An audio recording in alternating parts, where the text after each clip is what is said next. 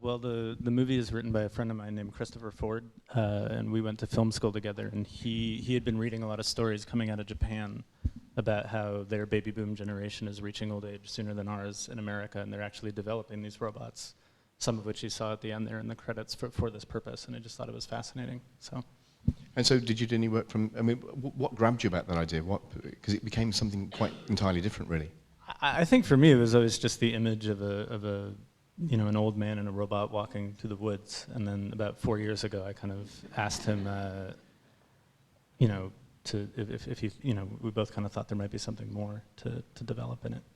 Well, my immediate reaction was it was original, witty, funny, heartbreaking, silly, and that how many movies are there about 72-year-old guys, and who are the central character, whose vis-a-vis co-star would be a robot.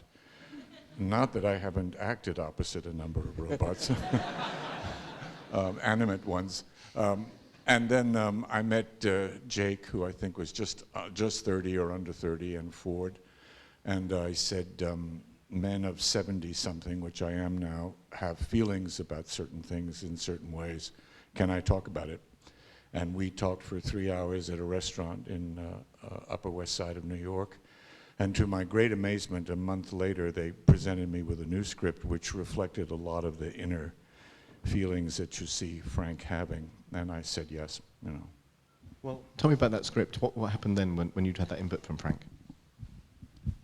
It's hard to remember now, but it was kind of one of the most fun things about the process is that with each actor that came on board, when you're putting a script together, you're kind of trying to make the architecture of it work overall, and you might overlook certain things, and when an actor reads it, they tend to read it from the perspective of their character. And so there were all these notes that we kind of got from each of them that help, kind of make each character a little bit more true, and we kept improving it, and Ford was great at that. Well, was the character always called Frank, or was that a bit of serendipity that Frank got the part? Yeah, no, it's been that way since film school, back before we ever thought we could get someone this good to do it. So what are the logistics of making a film like this? Because you're directing an inanimate object, you're acting with an inanimate object. How does that work? Starting with you, how is it to work opposite something that wasn't working with you? Well, I sort of knew from the first day that I was going to have to create the robot in my head because we were very pressed for time. We were under enormous pressure with heat and really no place to go. Well, that little house that I lived in, I had a tiny little room in the back of it with a tiny little air conditioner, and I retreated there. And every day I said to Jake, this isn't working. This isn't working. We have to do something. Let's fix this. Let's change that. But all with great respect and admiration. All with, well, most of it, most of the time. I forgot your question. Well, you've kind of answered it, but I forgot his question. You see, that's how into my part I am. Yeah. No, it was about acting opposite something yeah, that wasn't giving you anything back. Well, I decided the very first moment I walked on camera that I was going to make the robot in my head a very powerful entity, that I was going to create a robot for whom I had a feeling and an idea and a notion, so it didn't matter to me what, I wasn't going to be discourteous. It was a robot, so it was not a human actor. I could do what I wanted.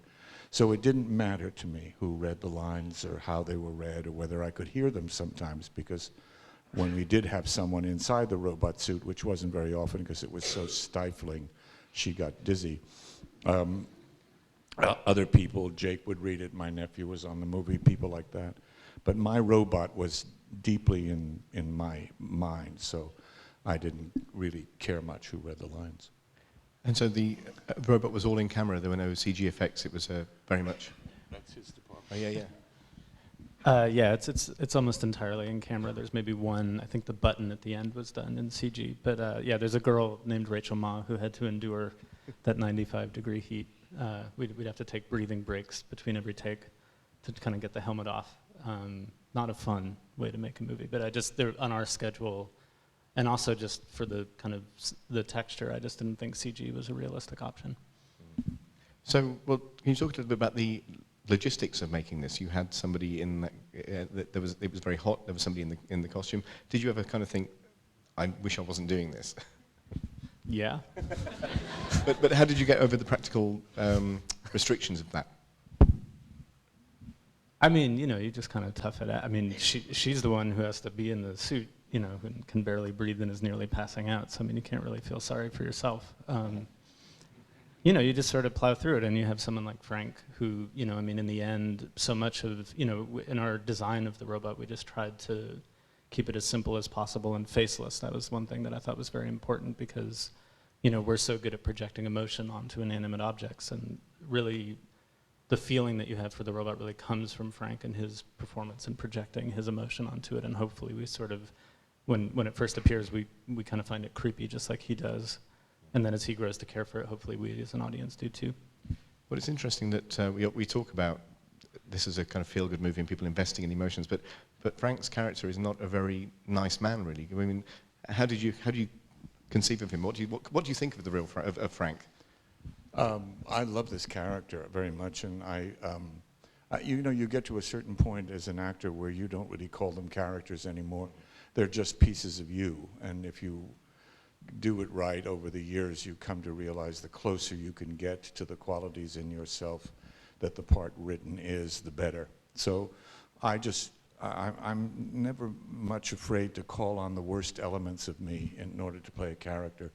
So I had to call on my own crotchetiness, my own orneriness, my judgment of others, my tendencies towards some of the things that Frank tends toward. I'm not a sentimental person, so I really worked. Jake and I talked about it all the time. I even said in the moment when he turns off the robot, I want to do no trace of sentiment, because he isn't, in my opinion, saying, oh my God, there goes my friend. He's saying, damn it, there goes another chance at robbing, you know? So I like all those elements of a character. I like when you can go against the easy take, which is, oh, they fell in love and they're best friends, and it's not the case. So those qualities in Frank, which were would make him unpopular and difficult and hard to take, are the qualities I most like playing in parts, because it's more exciting to play that than the easy sympathy side. And those things were never in the original script? Which things? Oh, there was. It's not like you. I think you're all of. What I'm saying is you were all of the same mind when it came to playing it this way. Actually, Ford.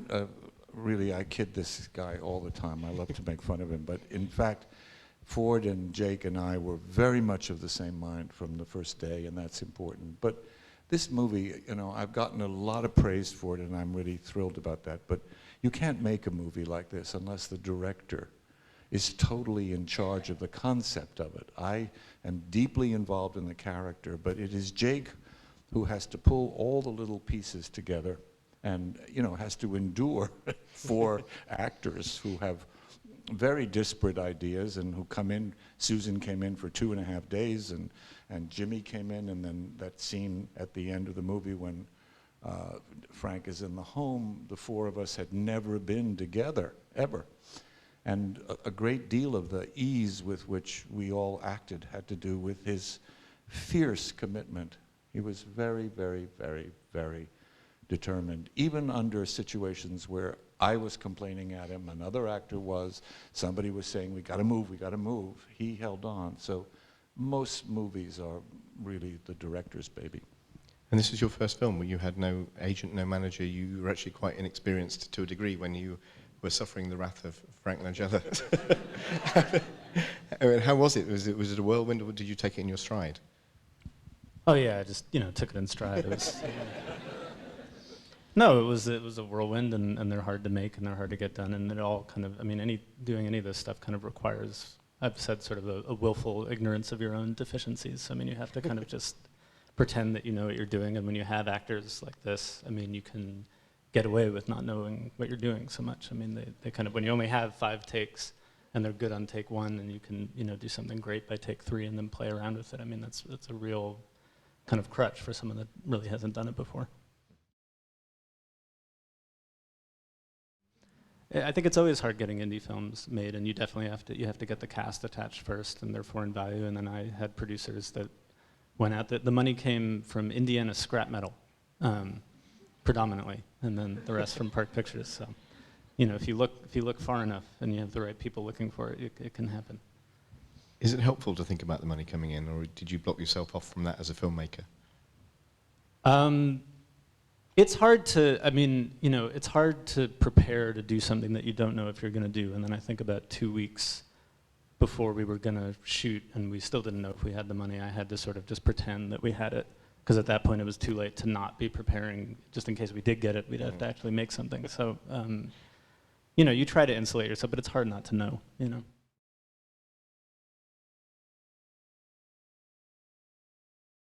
He's not a man who was going gently into that good night. Is that the line? I think so. He wasn't a man gently leaving. He was a feisty, angry. You know, some people want love so badly that their defenses against it are colossal. And that was what I sort of used, is how deeply he would want affection and some connection, but he would fight against it with everything he had. So that was easy for me to play those things. And I have been in the presence of people with early Alzheimer's and with early kind of dementia.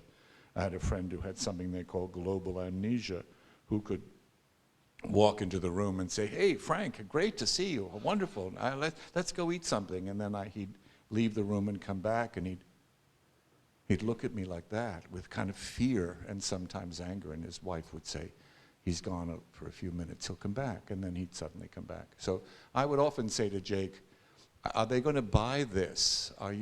Did anybody suspect that Susan Sarandon was my wife?"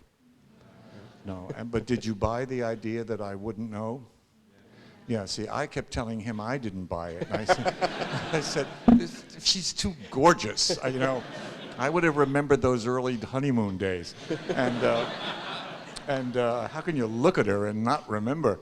And yet 99% of people who see this movie tell me that they were totally moved by it, that the fact that he could forget who she was and then have a moment and stuff. You know, we don't know anything about this brain we have. None of us use it to full capacity. So the answer is, it was sensitive to do, but very fascinating to me to be, when am I sharp? When you know, once we're opening the safe, Frank is dressed better and he's happy and he's going, and then all of a sudden he drifts away. That's what the brain does when it's in these early stages.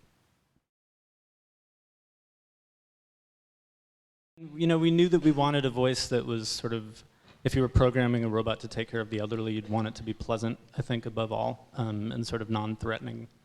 And we ended up finding that the best way to, and Peter has just such an amazing amount of warmth in his voice endemically that we, you know, when you limit it and make it robotic, we ended up just printing out all the robot lines on a piece of paper, and he didn't, I mean, he had seen the film, but he didn't interact with it at all, and he just kind of read those in sequence so that we could get the intonation, you know, very consistent, and then processed it. He said it was sort of like being programmed, and that just sort of worked the best for the way you know, it didn't feel like a robot until we did that. I didn't hear Peter Sarsgaard's voice until I think I saw almost a complete. Jake had shown me the picture at various times, but I didn't hear Peter until the movie was pretty much complete. And it was actually, I got a sort of up the back of my neck, because he's so perfect and so right, and it's another testament to the magic of filmmaking, that I could have spent 21 days in a hot little town talking to anybody who was willing to say these lines, and Peter would go into a studio. He and I have never met, and he would offer us his talent and his mind, and then Jake would blend us, and it seems totally honest and real. It's not my saying, "Oh, I'm letting you in on some terrible secret." I'm letting you in on something that is, what's so magical about being in the movies and making movies, is that you can actually do that and transport people.